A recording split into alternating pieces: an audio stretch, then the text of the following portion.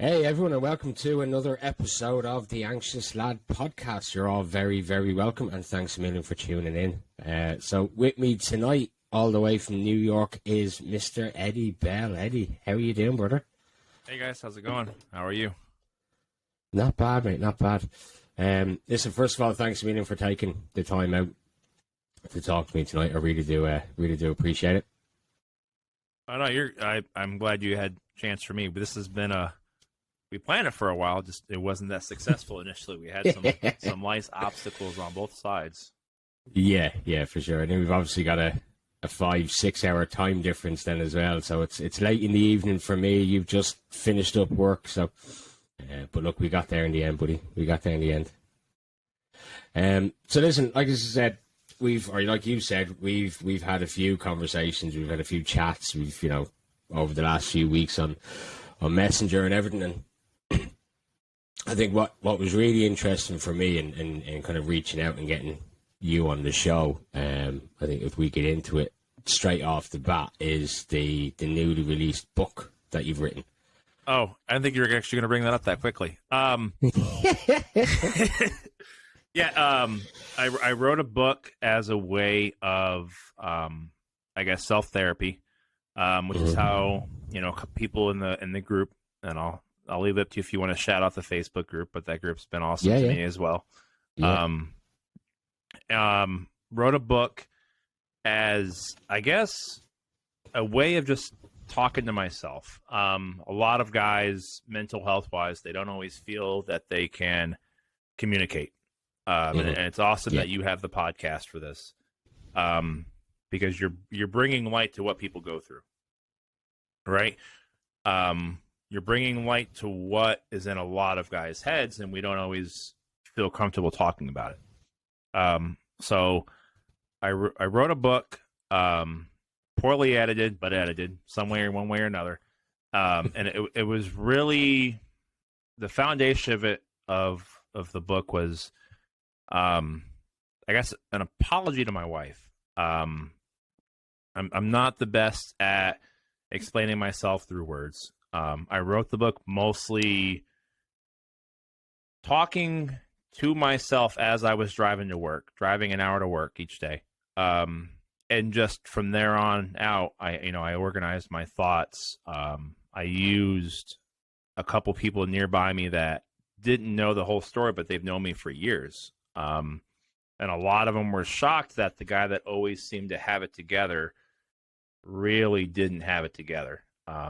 And then I had a cover designed. I hired a formatter.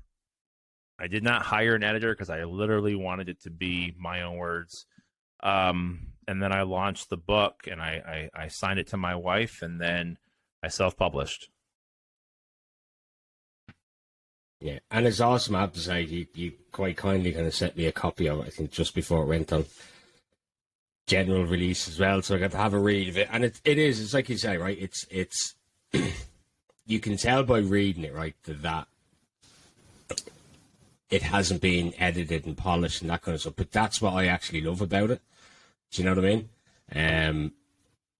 I had another guy on previously in one of the other episodes, Stuart, who wrote and self-published a book as well on his kind of journey through depression. And the same thing, didn't have an editor, it was just, and there's a lot more of a human touch to that, I think, in if that makes sense.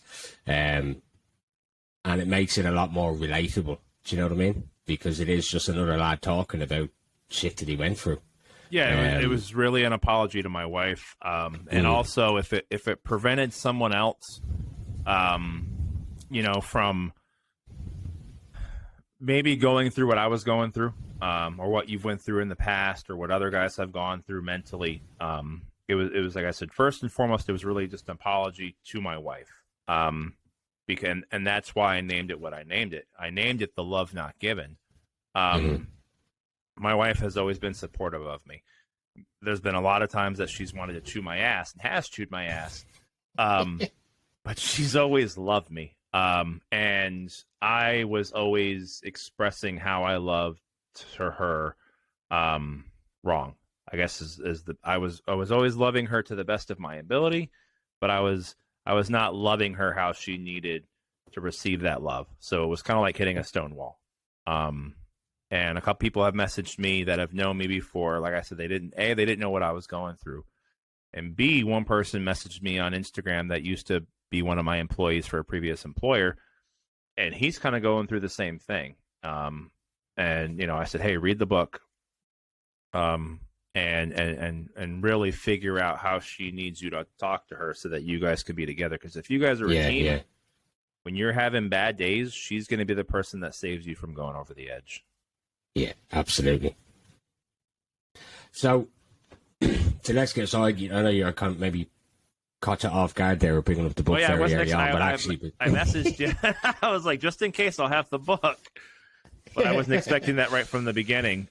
Where's it at? Well, I think it's a good way to open, because I think a lot about what we're going to talk about obviously comes up in the book, and I think you've quite rightly said it there. Like, the book was written kind of as an apology to your wife. So let's get into that then. So what was the apology for? I guess is what I was going to be asking.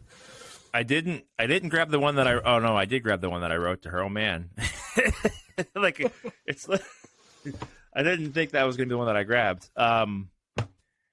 I wrote it because there was so many times that I was basically about to go over to the edge, and she saved me. It was I'm getting caught up on words now. I can kind of bury myself into work. I'll bury myself in a mission. And I'll almost like subconsciously talk to myself of, this is the way that it has to be. Or what's that Star Wars one? This is the way, or that's the way. This is the way. Whatever it is from Star Wars and The Mandalorian, it is the way, or whatever it is. I would just talk to myself into whatever had to get done, and it could be completely wrong. And that's kind of how I loved her, was, all right, here's what it is. And, there's different languages in the world, English, Spanish, you name it, across the board. And then she sent me a book to read called The 5 Love Languages. And my family didn't grow up the most well off. And so my way was always just to buy her stuff, and I would bury myself into work.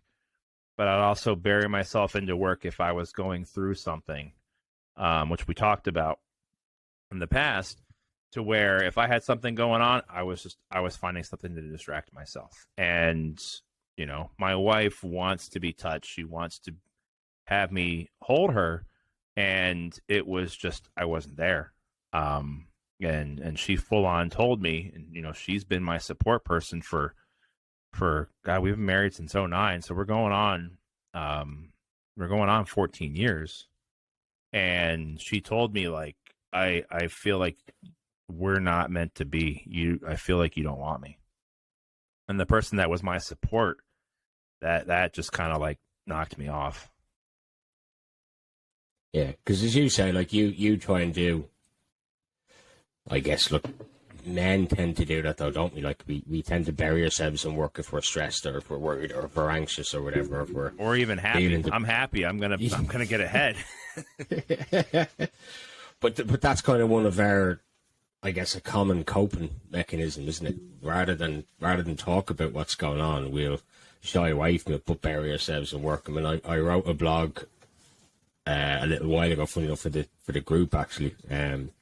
So the group you were talking about there, the Dad's Assistant Dads one, and one of them was about kind of prenatal depression in in new dads, basically first time dads or new dads or whatever. And that's one of the big signs of it, is that a new dad will bury himself in work and not come home till late at night because he's not able to deal. And that is a massive, I guess, eye opener for people if they're looking at your partner, your husband, your whatever. That can be one of the symptoms of it, one of the signs of somebody starting to go into depression. It is starting to work longer hours or work more, or as you say, bury yourself and as you go along, and you open up with that pretty early on in the book as well, I think, don't you? Talking about how much you work. Yeah, I've cut down a lot. And I guess I probably should have brought up your point if I ever do like a re-edition. There's a postpartum depression, but it's really only seen for the moms, and this is not an attack on the moms whatsoever. No. You know, postpartum depression is really seen for the mothers, and like I said again, this is not a dig against the moms. As a dad, it's like you're not doing enough, and then you bury yourself to work because you're supposed to be the provider, you're supposed to be the foundation, the brick, you know, the clay, whatever foundation you're using, you're supposed to be that rock, that provider. And so a lot of guys, all they can do is just, I got to provide. Yeah. To where, I saw like this meme or this picture to where it's like, he's not around, he doesn't love me. Meanwhile, this guy's working overtime to try to even just put food on his table. Yeah. Yeah, and that's the thing, and that's why I kind of highlighted it in that blog. I guess was to bring more awareness to that fact that, you know, most people think that postpartum depression is in women. Now, it's funny, like there aren't any statistics behind it. I think women talk about it more. Women talk about mental health more in general anyway. So I think postpartum depression is more highlighted in women than it is in men, because men just don't talk, you know. It's the suck up and man up type of mentality. Yeah, absolutely, yeah, for sure. So what was the, I guess, the decline then with you and your mental health? With obviously, look, you're working loads, she's feeling neglected, all that kind of stuff. Like, how did it all kind of come to a head? And we'll get to, I guess, the turning point in a little bit, but it was really kind of her saying, like, I think you need to find somebody else. That was kind of I was working, you know, ridiculous hours. I was getting up at 2 a.m. for work. I was getting up at 3 a.m. for work. There's days I was working at, you know, 4 a.m. to 8 p.m. to make stuff happen at the job. And that, along with just everything else, everyday stress already that we had going on, her saying that, like, I feel like I'm not the person that you can love. And again, her being that foundation for me. And if she watches this, she'll probably laugh at this, but like, I tell her all the time that, like, she's my barbecue sauce. There's a lot of things that I don't want to deal with, right? There's a lot of foods that I probably won't eat, but if you give me cauliflower cooked in barbecue sauce, I'll probably give it a shot, right? Right. She's my barbecue sauce. If it's chicken, if it's pork, she's my barbecue sauce. She makes stuff tolerable. And so her saying that, like, hey, I really think you need to find somebody else. Like, I think we're not it anymore.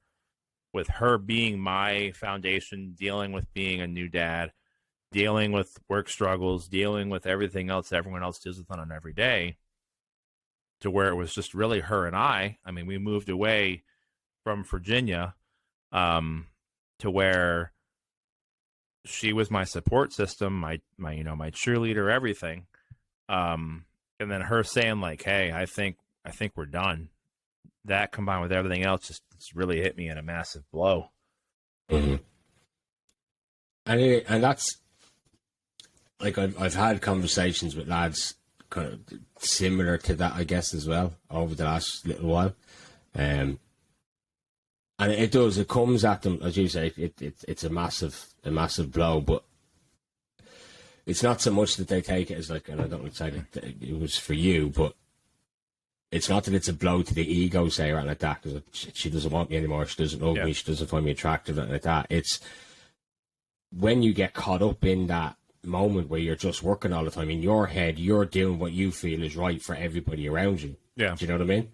But then you're not, as you said, just the five love languages. It's like adding 2 + 2 and you're getting 9 now. Or whatever other number. Like, you're doing basic math, and then it's just being told wrong, and it's, hey, I'm getting 5 hours of sleep, and she was getting not a lot of sleep too. But then even as we got older, I was working double to provide for my family, and she was working too. She wasn't just sitting home doing nothing. But then it's all right. You add on, now I'm working 60 hours a week to make stuff happen for my wife, my family, and she's just focusing on the fact that I don't love her, which was the furthest thing from the truth. But again, if you're speaking two different languages, on top of everything else, whether it's the media saying men are doing this or they're not doing that, or guys are this or guys are dogs, and it's just, I just want to touch my wife. Even when I see her now, again, being married 14 years, the first thing I do is go for the butt and go for the body and squish it. 14 years married, my wife, and this is actually what I wrote, I won't go into full detail, but like, she's still the prettiest girl in the world to me. And I even wrote that in the book in the first page when you open it, in her copy. She's what, she's not my daughter cares, but like, my daughter matters, but like, my wife is like, that's my flavor. If that makes sense. And then being told that the one that you love, thinks that you don't love them, you start to think that you're broken. Yeah.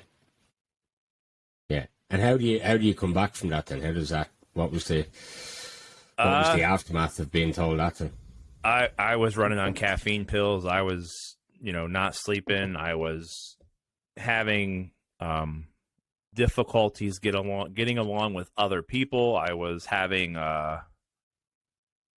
non-verbal confrontations with people, having anger. There's been holes in the wall, just literally because I felt like I was not in a coma, but I was trapped and I couldn't talk.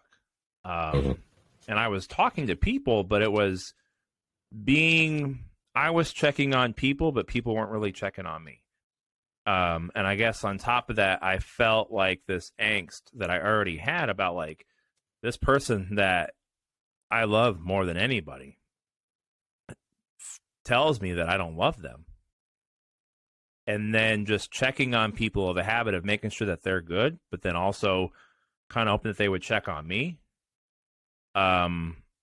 It was, hey man, I'm great. How are you? But that's it. It wasn't like, how are you really doing? It wasn't a lot of heartfelt. And I had one person that I was talking to, but then in a while, I didn't feel comfortable even talking to them, because I didn't want to put my burdens on top of them. Yeah.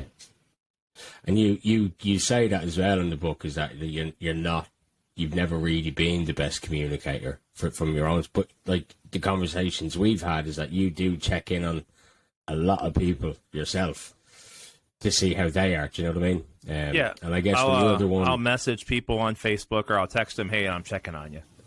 And normally it's, hey man, I'm great. But then even then it's kind of like a wall. Like it's, they're great, but they could also be going through crap. So I'll just say on there, like, hey, if you guys are having problems, check on your friends and ask how they're really doing. Like, tell them to be honest with you, because a lot of them, you don't know what's going through. Yeah, for sure. So after she says then, look, I think you should find somebody else or marry somebody else or whatever it was. So how did you bring her back? How did you turn that around then? What was the... It was... there was a lot of whiskey. But I'm drinking rum right now. There was a lot of whiskey. I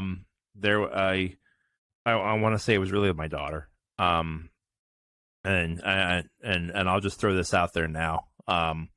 My daughter definitely saved my life. My wife loves me. She gives me kisses. She'll literally crawl on the couch and act like she's, a book bag that I'm carrying in the front. If there was a time to where if my daughter didn't walk in the room and tell me that she wanted to hang out with me, I probably wouldn't be here. And then it was All right, I've got now I have, yes, I've always had two women I have to deal with because I'm literally outnumbered. But it was all right. I gotta make it work for me. I gotta make it work for my wife, and I gotta make it work for my daughter, who like literally looks like a little clone of my wife. And then I just started working on talking on to myself, and I basically tried giving myself advice as if I was somebody else. Yeah. So talk us through that moment then when Little Miss walked in. What was going on? What was going on in your head at that time? So I'll say prior to that, I was literally just running through traffic to try to end it. You know, I figured I would just go through blind turns. I would run through red lights if I was by myself just to get it over with. And for somehow, like every single time, I had to like clear traffic, which is weird. But I was just done. I didn't even feel comfortable talking to my best friend. I was the shoulder that others were leaning on, and then I just cracked. I had the pistol that I had legally. I'll throw that out there for New York State people. I legally own the pistol. And I was just going to go somewhere and make it to where I was no longer the hassle. You know, and I wasn't the hassle, and I see that now, but there's not a lot of outlets that are for guys, or if there are, there's not a lot of them that are given the attention, or they're not publicized, right? Mm-hmm. You're doing this to gain attention for guys to see that they're not alone. A lot of other either groups on Facebook are doing the same thing, or podcasts are doing the same thing. But you could have all the noise going on and around you in the world. You can have all the people around you, and you can still feel alone.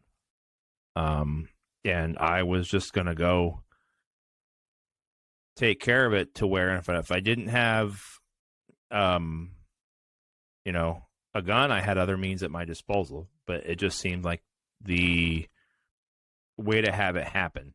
And then my daughter was like, "Hey, come downstairs and play with me."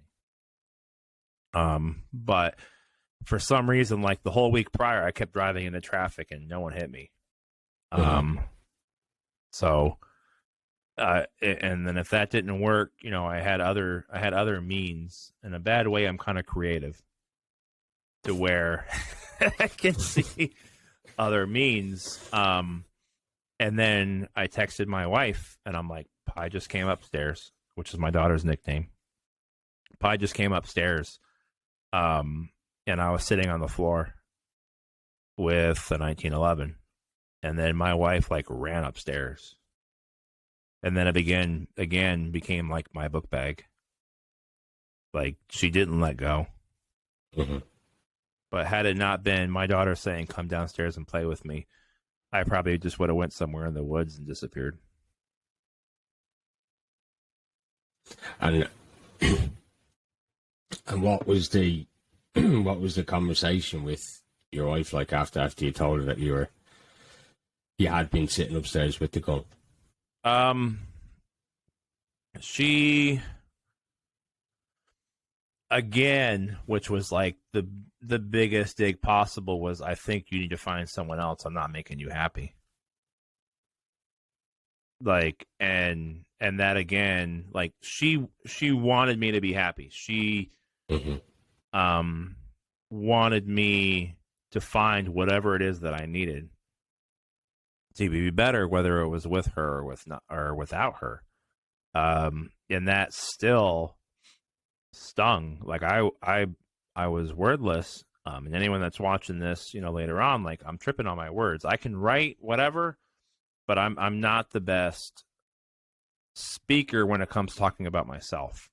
I can publicly speak and talk about other things and other products and sell stuff for you and promote, but talking about me, I will stumble on my words because I don't think I don't matter, but I think that I I think that I'm almost in a way of putting the phrase, I'm not as good as everyone else thinks I am. And I could be great, but to my self appraisal, it's I'm subpar at most things. And I don't know if it's just because I have this constant mentality of I'm failing, even if I'm not. I don't know. Mm-hmm.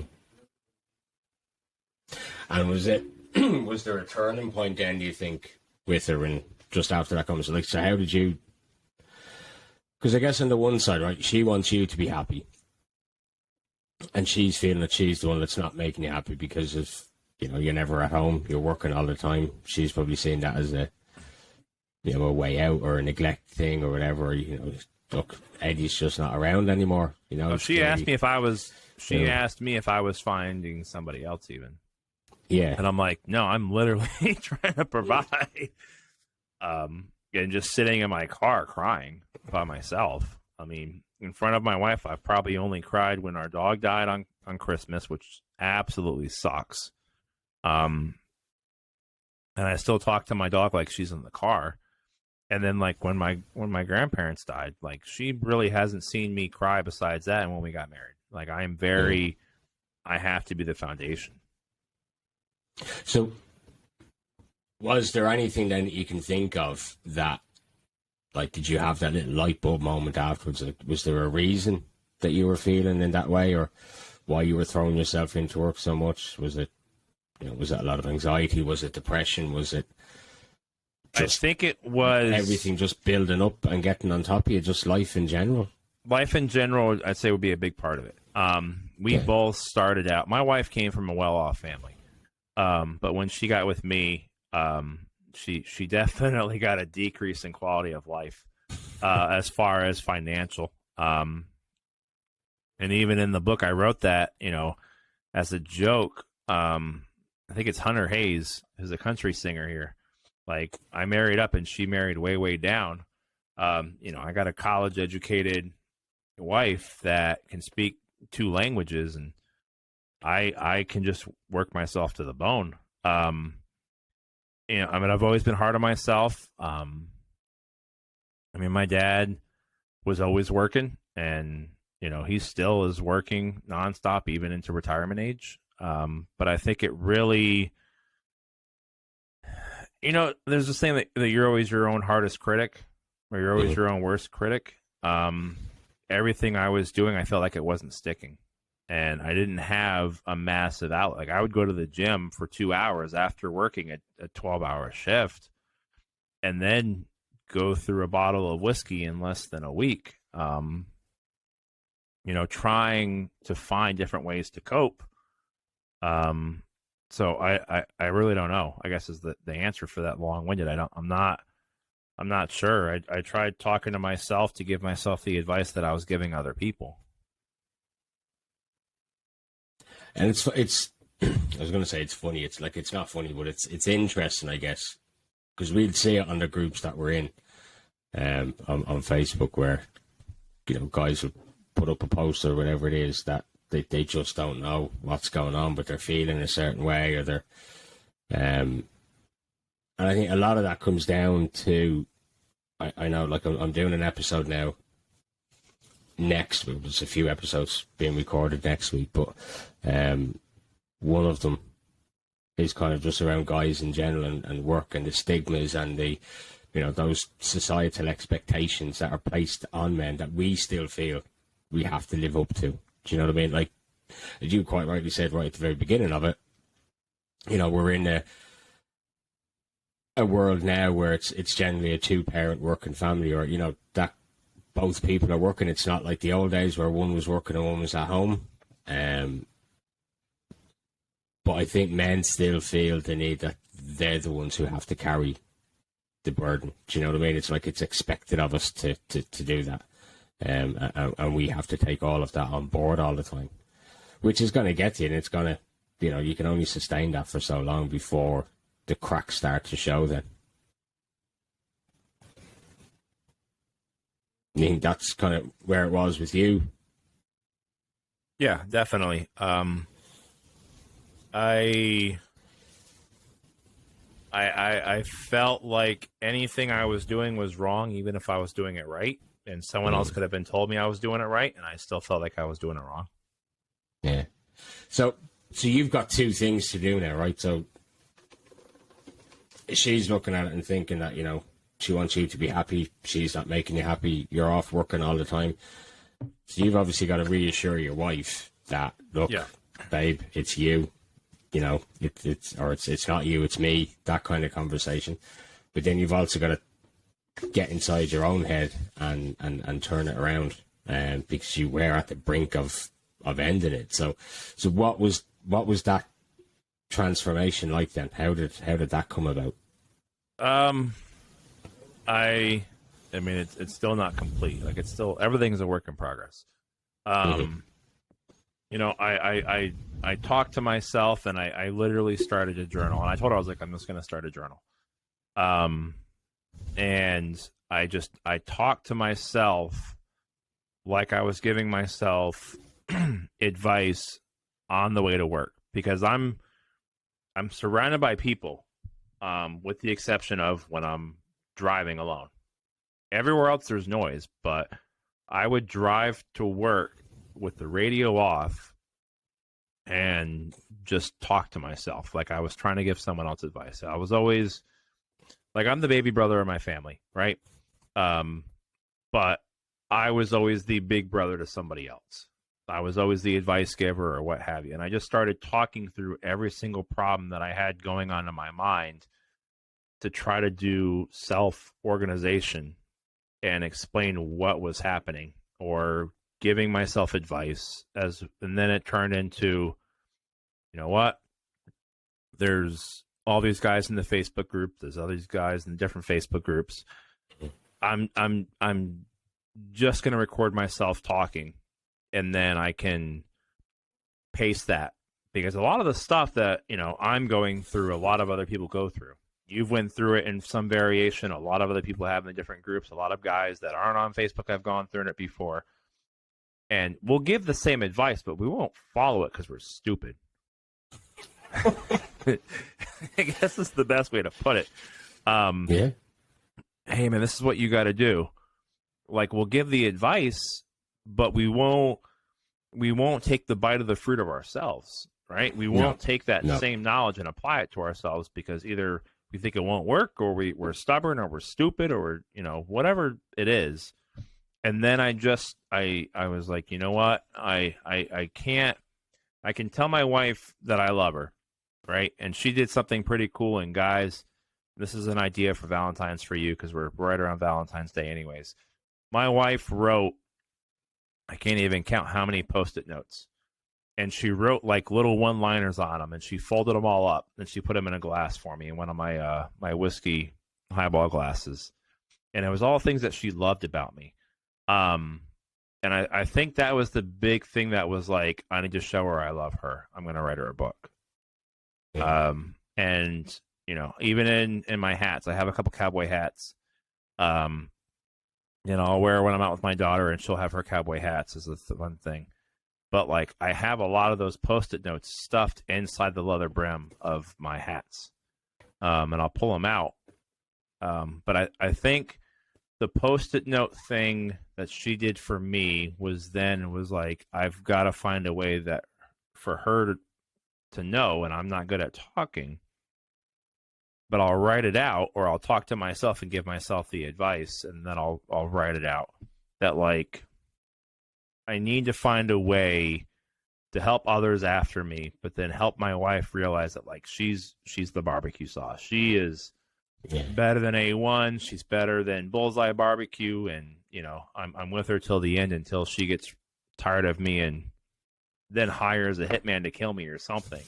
But and that's what it was. You say that in the book, actually, don't you? That there's only like, she'd literally have to hire somebody to kill you because you're not quitting. No, I'm not. I'm stubborn to a fault. But like I said, I do's, like she's mine, like, and I'm hers, and we're against the world, and we're with the world, but like she I firmly believe in, like, you know, when I said I do, that's it. And so, like, she'll have to get rid of me, or there's the joke of, like, I'm not getting divorced. I'm just going to plant a tree one day. But we actually planted a tree when we had our ceremony in Thailand. You know, we planted a tree. So I was like, I'm not going to get divorced. I'll just plant a tree one day instead. And she's like, I'm recording that as evidence, but now it's on here. They're like, I'm not getting divorced. I you know, I'm with her and until the world falls apart or something. Awesome. And how did she receive the book? How did she take it when you handed it to her? So I was talking to some of the beta readers, which they're not really beta readers, people that used to work for me. You know, that used to work for me when I managed a pet store. And I'll say hey to Lucy and Alon in case they catch this, and a couple other people. I didn't know what I was going to do. I didn't know if I was just going to publish it, self-publish it, and then give it to her. And then if she hated it, I was going to pull it down. Like, the whole point was literally for her. And then if she hated it, I was going to go and buy a couple copies and just pass them around to some guys that, you know, were having a tough time, just showing that, like, hey, it's possible. And then she posted on her Instagram that, like, I published a book for her. And then from then it was kind of game on. Like, I thought she wasn't going to like it, but I didn't know how else to tell her that she was what made me smile. And even she'll tell me, like, you have to make your own happiness. And, you know, I do, but it's a lot more fun, you know, when I'm squeezing the thighs or, you know, the body of you know, my 100-pound Asian wife, which again I text her today. I was like, I'm just doing this for my hot Asian wife, but it you know, she liked it. She thought it was a waste of money, but I don't think she realized that, like, it was literally, I don't know how else to show her. I mean, I worked umpteen hours a week, 70, 80 hours a week to try to provide for her. I'm definitely a gift giver for the love language by, you know, that was defined by Gary Chapman. But, like, she's it, dude. I'd choose her over steak every day. Excellent. I wouldn't eat vegetables all day for her, but I'd choose her over steak. And how are things going now then? Like, with, you know, life, have you calmed work down? Have you stepped back a wee bit? Are you starting to, I guess, take your own advice? I'm working on it. It's a work in progress. You know, it's, you look at it as it's, I guess it's probably not the best way. It's probably an off way to look at it. Let me clarify that. It's almost like I'm not doing as bad as the next guy. So I'm like, I'm jonesing, but I'm jonesing in the opposite direction. Like, hey, I'm making improvement, right? I'm not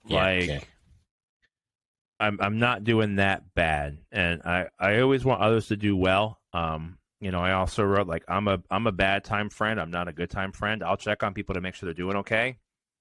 But if they're doing good, I leave them alone. I don't say I don't care about them, but, like, if they're having a rough time, I want to be that shoulder. But if they're doing good, yeah. All right, I'm possibly not doing great, so I'm just going to leave them alone. But I'm slowing down. You know, I'm having dates with my daughter. I'm having dates with my wife. You know, we have a curfew to where it's time to get into bed and to get to business. But that maybe wasn't the best thing, because even when we were having tough times, I was making sure I was having dessert. I don't. Yeah, if she listens, hopefully she gets the fact that she's the flavor for life for me. I'm working on taking my own advice, and I'm also working on maybe giving more direct advice to prevent people from going down how I went. Yeah, and it's I guess, like, you know, similar kind of situation. You know, from my end, it was. You have this learned behavior, don't you? You have this way of living for so long. And as you say, it's an ongoing process. So you're constantly trying to change, and you're constantly trying to improve yourself for those around you, for yourself. So it's I don't think you can wake up one morning and just go, boom, right, I'm good, I'm ready again. Do you know what I mean? There's a lot of soul searching, there's a lot of digging deep. There's, like I said, it's learned behavior. It's stuff that you've been doing naturally for 10, 20, 30 years, whatever it is. Yeah, going on almost 40. Yeah. Well, I was 40 there at Christmas, like, so I'm. For me, it was tough trying to make those, I guess, those mental changes, that way of thinking, that mindset, and having to change it and stuff, and not talk down to yourself and not feel shitty about yourself all the time.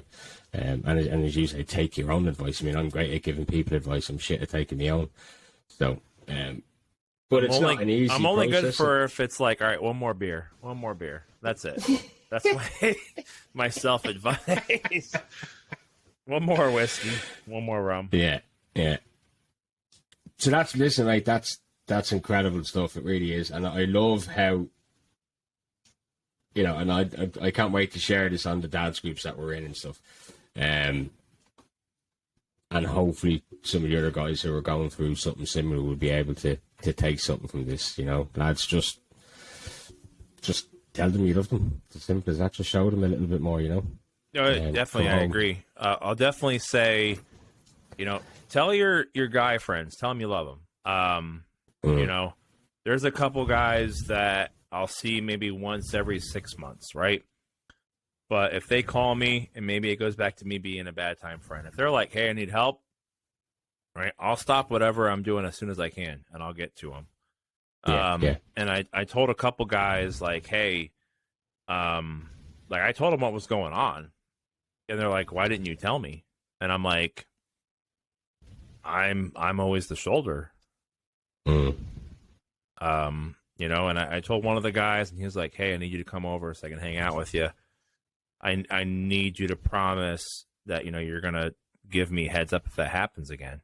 And he just started out as one of my customers, when I was a manager of a pet store, and we built a friendship, but he met my wife finally. He met my daughter. My daughter was running around with his dog, and I'd say as guys, we need to be better at saying, I need help. Yeah, definitely.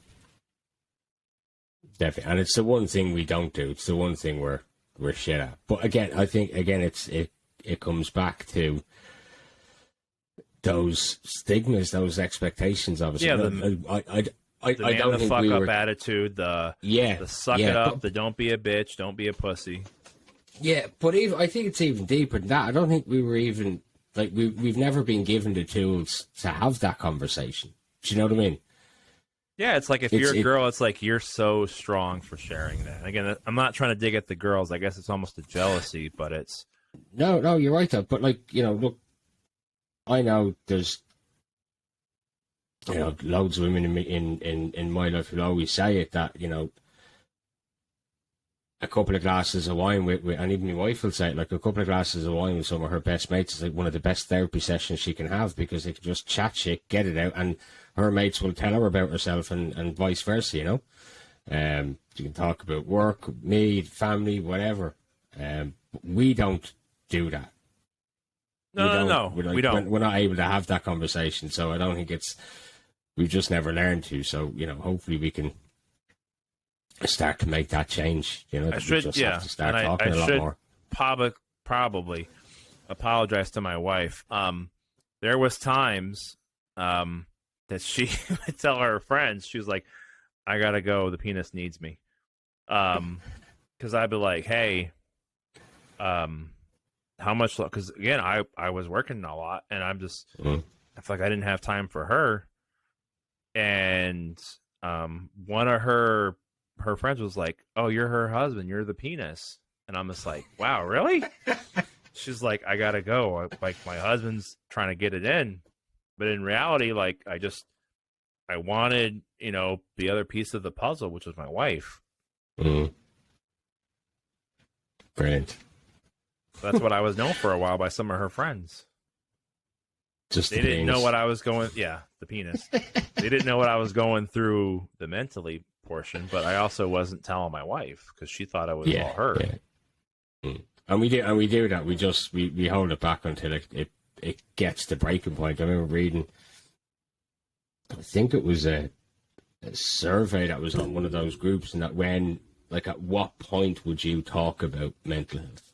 And the highest, the option that got the most votes was when it's gone, like, literally too far, when Yeah, when you're at way breaking past point, the limit. when, Not that you're at the break point, Yeah. but you've already broke. yeah, And yeah, then it's that's like, when you'll finally open up. Yeah. and we still have that happen a lot in the group. I'd say, thankfully, maybe I don't see it every day, but it's like, guys, I'm at my limit. You're like, we'll have the dad's assistant group, guys, I'm at my limit. Or dads, I'm at my limit. Or, hey, I need someone to talk to. I'm done. Yeah.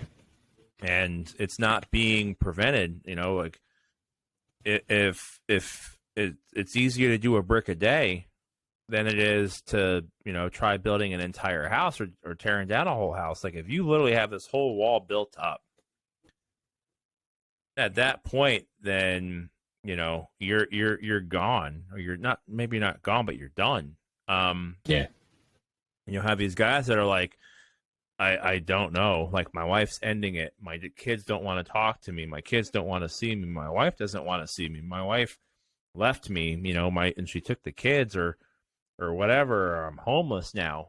Like, we are so stubborn to where it's finally being, I don't even have a ground anymore. I'm now negative. I'm below ground, or I don't have a support system. I pushed them away, or I told them to fuck off or screw off, or I don't need them, or I hate them. Like, we don't a lot of times say that we need help until we either A, have pushed everyone away, or we're already having the thoughts of ending it. Yeah. And that's the thing. Like, that, I think that's where we need to make the biggest change, is getting lads talking earlier, much earlier. Yeah. So that it doesn't get to that point. Do you know what I mean? Where you're literally at breaking point. And it's tough. It's not the easiest thing in the world to do. It's not easy to come out and have that conversation. And again, like, I keep bringing it up, I'll bring it up again. It's those stigmas, it's those expectations that we're not supposed to. So, they're going to look at me funny, or they're going to call me names, or I'm going to show weakness or show an emotion, and all this kind of shit. Yeah, you're going to be a bitch, or you're going to be whatever. Yeah, yeah. But there's, like, the thing is, like, on the group that we're in, there's 50, 60,000 dads in that group. Every single one of them will listen to your story if you want to talk. Yeah. Do you know what I mean? I don't know how many are actually active now. I probably kicked, a couple of their attentions off. But I'd say there's days that I'll see people comment, and I've never seen these people before, because, like, we're all, it's 55.1K members. Yeah. Shout out to dad's assistant group, dad's group. Absolutely. And I'll see different people every day, but we also don't know what they're going through. Someone may literally only jump on social media once a week. Like, every time I jump on, I see a different person in that group, either posting or commenting or trying to say, hey, message me, my inbox is open, which is awesome. But I also think the fact of the distance for a lot of the dads, like, online when you're doing stuff, there's that anonymous or that shield up, because you don't know the person in real life. Yeah. And I think at a certain standpoint that helps our group out, because, hey, I can post this.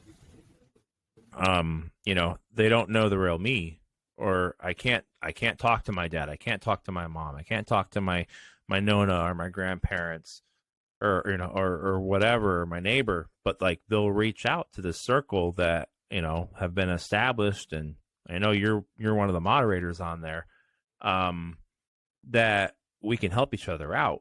But if they were necessarily face to face, they maybe won't be as honest, because there's that fear that they're weak. Yeah, absolutely. And that's the thing. Like, I think that's the biggest thing we need to change. You know, is that look, just it all starts with a conversation. Change starts with a conversation. You know, being mentally healthier starts with a conversation. Yeah, definitely. And there's always somebody who listens. It's like, I think it was Justin, I think, said it in the first. It wasn't the first episode, but the first interview I think I did for the podcast. Justin said it. There is always somebody who will listen. Do you know what I mean? Regardless of I've what had you think. A bunch of conversations, people I've never talked to ever again. Yeah. Like I've literally talked to them in the group, or they've messaged me because I'm like, hey, message me. And then I've just never talked to them again. And I just listened to them. And then they end up, posting something positive. Yeah. Like one guy just posted right now that like he's 35 minutes ago. Well, it's that time. Baby boy is on his way. Chad, congratulations on being a dad. He just posted 35 minutes ago. No, yeah, definitely. And I'll say, I'm now, what am I, 36, I think? Yeah. I'm bad with numbers. I'm a store manager and I run a business and I'm bad with numbers for my own age. I've given more hugs to other guys, in the past couple years than I've probably given all combined, with the exception of like to my dad. Right? A couple of the guys that saw the book, saw what it was, they read part of it that were local to me. A couple read it down in Virginia and they just gave me big hugs. And it's, hey, I need you to be honest. Tell me that you need help and I'll be there for you. And that's great. And it's not a lie. They're not just shoving that out there. Like we need to build a support system for guys, that, and what you're doing is definitely, striving towards that. But I think as dads and as guys, we need to be honest, like, hey man, face to face, no anonymity, no nothing. Like, I care about you and I appreciate you. Absolutely. Yeah, and it is. And I think, look, I think it's getting better. Yeah. Definitely. The last couple of years, I think, more lads are talking, but there's more we could be doing for each other. And like I said, I think it's that conversation just needs to happen that little bit earlier. We're still in that mindset where, well, I'm not going to bring it up because I don't want to burden somebody, or they don't want to listen to me, or who's going to listen to me, or I don't have anyone to talk to. All of those, it's almost like the lies we tell ourselves in that sense. On the one side, we don't know how to have that conversation, so we're just going to push it away. And on the other side, it's that, right, well, if I do have that conversation, I need to start confronting stuff about me. So there's two kind of sides to it, but I think it's definitely getting better. And like those groups are massive help for a lot of people. I think we just need to start getting guys to just stop waiting until it hits breaking point. Talk that little bit early when you're starting to feel stressed or anxious, or you're starting to feel a bit of depression coming in, or you're just having a shit day. Just say to lads, I'm having a day. I'm having one of those days, even if it's just a vent, just to get it off your chest. Yeah. Rather than carrying it around. So what's next then? I guess for Eddie, is there going to be another book? Is there going to be a round two of the book? Is there? Very, very slowly. The first one was dedicated to my wife. Mm-hmm. The next one, it's got a working title right now. The man up mentality. I actually posted in the dads group for some thought process of what it means to man up. And it was all across the board. Like it was either like, oh, it's positive, it's inspiring, or one was like, it's toxic, or this or that. That one's going to be a much more lengthy driving to work, talking to myself, writing, organization type of process. This, I think, the first one I was really just writing to my wife as quickly as possible for her to realize that like she is everything to me. I didn't want to get served with divorce papers because she thought I was just so against her, where in reality it was nothing but, the farthest thing from the truth. For a while I was posting stuff on Instagram under, the name that I have up here, Mr. Eddie Bell. And a lot of it was just like really dumb, cheesy stuff of, for some reason, there's a video on there of like my wife grabbing my titty for 27 million views. And it's awful to say that, but it's literally what it is. And there was some guy voicing like, I can't get enough of you. And it was me squeezing my wife's butt and her squeezing my titty for like 27 million views on the Instagram page, Mr. Eddie Bell. But it's definitely, I'm trying to do something for the guys, and this is not against the girls, but you guys have your nail salon visits and this and that, and your wine nights or your mommy parties. I wanted to write a book for the guys, almost analyzing what we go through, but we're not comfortable enough talking to. Manning up what it is, what it isn't, how the different views on it. And this may, take me 1,000 years because I'm nowhere near as smart as my wife thinks I am. But it's something to basically say to the guys like, hey, whatever it is that you need, tell somebody. You need help. You need a hug. I don't like the term fishing for compliments. Like, if you need something, be straight. Hey, I'm having like you said, hey, I'm having a shit day. I'm having a rough one. Right? I mean, I'm sitting here talking to you, this handsome Irish guy, right? You got the accent, everything. Like, if you're like, hey, I need this, like, be honest. Don't embellish. Hey, I need help. Right? We're decreasing at a great rate as guys. Like, as the sex, guys are going down drastically, much more than females. A, because we're probably stupid. B, because we're killing ourselves off. But the second book that I'm working on, which may take forever, it's literally almost like putting your hand on someone's shoulder and giving them a hug. Like, hey, you're not alone. Yeah. And again, it's a working title. I don't know how long it's going to be. I'll send you another one before it goes so you can pick apart my grammar. But that, and just I'm trying to get to 50. I'm trying to get to 60. I'm trying to get to 70. I'm trying to get it to where my wife just wants someone one day abducting me because she's tired of how much I love her. Like, that's it. Like, I want my wife knowing that she's the flavor of the lifetime to me. I want my daughter knowing, right, what it is. And she gives us crap now. Like, I'll grab my wife by her ass and kiss her. And we've been married for 14 years. I want my daughter knowing that, like, my parents legit love each other. I want my daughter knowing what it is. And I pick on her all the time. I'm like, just become a nun. You'll have a great retirement package. I want my I've said that to her so many times. Just become a nun. You'll have a good retirement package. Like, up next, I guess it's every day, trying to help someone else, but also trying to help myself. Because if you're crumbling, you can't be someone else's foundation. You can't be someone else's shoulder. No. Getting back to Thailand and visiting some of the family,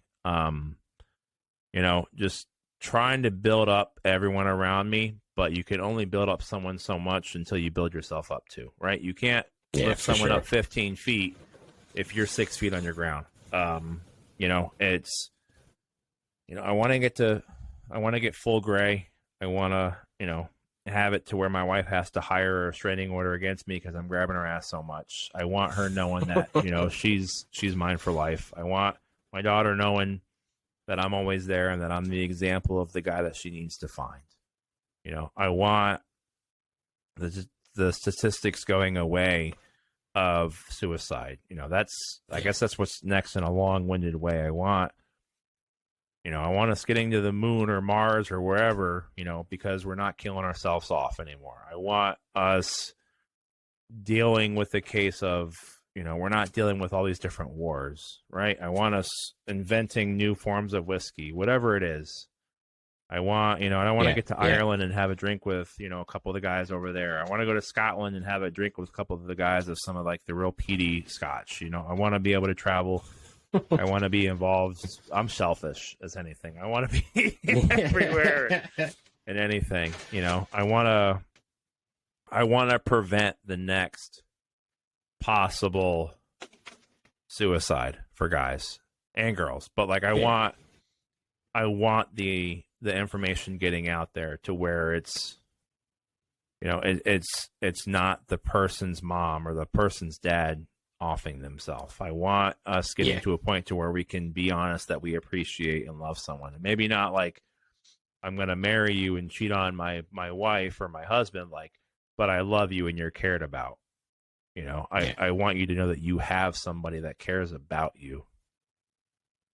And then eventually I'll get a French bulldog because I've wanted one for years, but that'll take forever. And I'll throw a Scully cap on him and a little trench coat, and then I'll be 70 going everywhere trying to sneak my dog in to the grocery store. Happy out then? Yeah. Awesome. Well, look, Eddie, it's been an absolute pleasure talking to you tonight, pal. For anyone listening, jump onto Amazon, get a copy of the book, The Love Not Given. The Love Not, I was going to say Never Given, The Love Not Given. It's a great little read, it really is. I enjoyed reading it, I have to say. It was meant to be short, because as guys, we're definitely the dumber sex. It's only like 70 pages. I purposely made it short to where someone could read it within an hour or two. We're busy in life. We've got all this different stuff, the cell phone, the smartwatches, the social media. It was meant to be where you could sit down and read it within a couple hours. Yeah. And it is. I thoroughly enjoyed it now, I have to say. It was brilliant. Look, as I said, absolute pleasure talking to you tonight, folks. Jump onto Amazon, get a copy of Eddie's book. It's a great read. Best of luck with the next one. I'll be expecting a pre-copy. I definitely will. Before it comes out. And make sure you guys are also subscribing to you. Like, they found you on either YouTube or SoundCloud or what have you. Make sure you guys, subscribe to The Anxious Lad. Thank you very much. My Mr. Eddie Bell on Amazon inbox is open. A lot of stuff flags. But like, for anybody, even for you, right? And the Anxious Lad on Instagram, or Mr. Eddie Bell on Instagram, or like the Assisting Dads Facebook group, like, send a message.